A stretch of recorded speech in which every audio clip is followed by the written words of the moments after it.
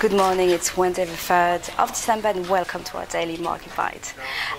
So let's start with what happened overnight in the US market.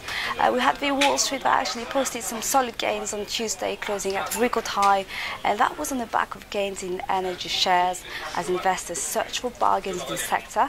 The Dow Jones was up 0.58% to close at 17,879 points, and the S&P 500 was up by 0.64% to close at 2,066 points, and the Nasdaq was up by 0.60% to close at 4,755 points. In Asia, the Nikkei climbed for a fourth session in a row, and that was up by 0.32% at 17,720 points, and that was on the back of a dollar strength that was a rise actually to a 7-year peak high. On the FX market, we've got the dollar yen that was up about 0.1% to 119.26 yen after raising as high as 119.44 yen, which is its strongest level since August 2010. The euro dollar was down about 0.1% at 123.72.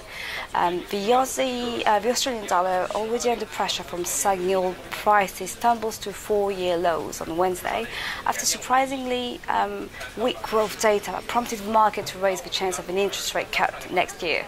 As the GDP rose by 0.3% in the third quarter, which is less than half what analysts expected, which is the slowest since early 2013.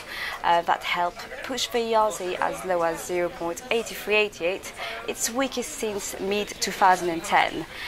It was last down at 0.5% at 0.8403. Brent crude was up by 0.3% to $70.73 a barrel, and the US crude touched 5-year lows on Monday.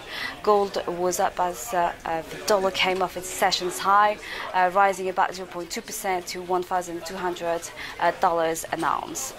In the equity space, we've got Rio Tinto and BHP Billiton.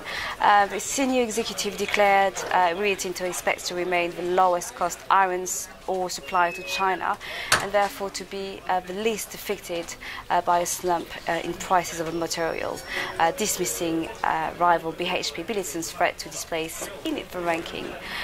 Rio is actually currently trading flat and down 0.18% at 29.74.